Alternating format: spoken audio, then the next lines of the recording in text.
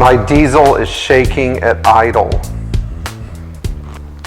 Once in a while I will get an email or a phone call from somebody who has a 300D turbo with an OM617 engine, and they will report that once the car warms up, it shakes like crazy at idle. Now this is a problem that some of you might be familiar with and others may not be. And so if you are familiar with this problem, that's awesome. But if you're not, then, well, I'm going to help you out. So the cause of this rough idle is usually a bad rack damper pin. The rack damper pin is mounted in the rear of the injection pump. It's this thing right here. It's actually kind of hard to see when you're in the car, but it's here would be the shutoff valve, which has been removed, and then straight down below would be the rack pin.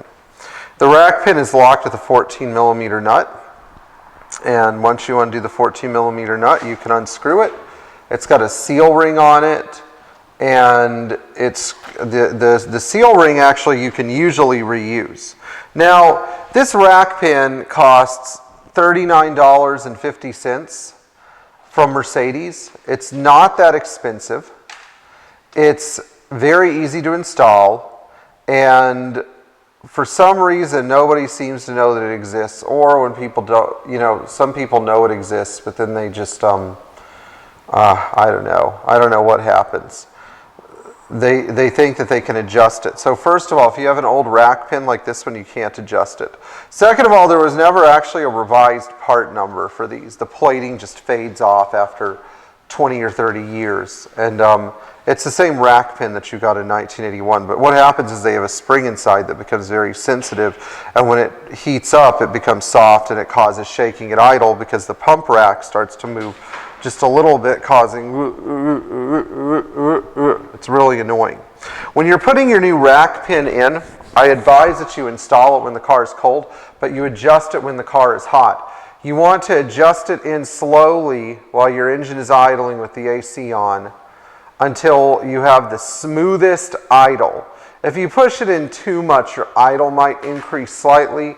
You don't want to have it closed all the way. If you have to shut the thing all the way such that this gap disappears right here where my fingernail is, you know, such that it's reduced to like a fraction of a millimeter, like a third of a millimeter, you're screwing it in too far. What you want is you want about a 2.5, 2 millimeter gap like we've got right here. And that's a good guideline, but you want to fine tune it. If you screw it in too far, also the engine will lope when it's cold, just so you know. So loping at cold idle can actually be caused by a bad rack damper pin or a too tightly adjusted rack damper pin as well. And again, do not adjust, just replace. The time to adjust is after you replace it, not before. Okay, you will not get an improvement out of this thing. Now, a special footnote, if you have a 1980 300 SD and your car vibrates a lot, the first, I think it was September 1979 to December 1979 for 1980 calendar year 300 SDs did not come with this pin. You actually have to change the entire back cover of the injection pump for one that contains the fitting for a pin, or if you have a really good machinist and you know the dimensions, you can borrow one from another car and you know, weld a spacer on that's threaded and stuff like that. It's a lot of work, you know, it really is. But you have to incorporate this entire plate plus the rack damper pin if you have a 1980 300 SD that's early production and missing the pin and lopes a lot. 78 and 79 cars do not need the pin, but in theory you should be able to add the pin to a 78 or 79 that's wallowing a lot too. And also, people ask me, can you add this to a 300D non-turbo if you have the plate? Yes, you can. If you have a 300D non-turbo that shakes a lot at idle, you can add this and it will probably abate the shaking. Although Mercedes never encouraged it, it is totally doable. So, anyway, for more questions about how to make your diesel idle smoothly, just drop us a line.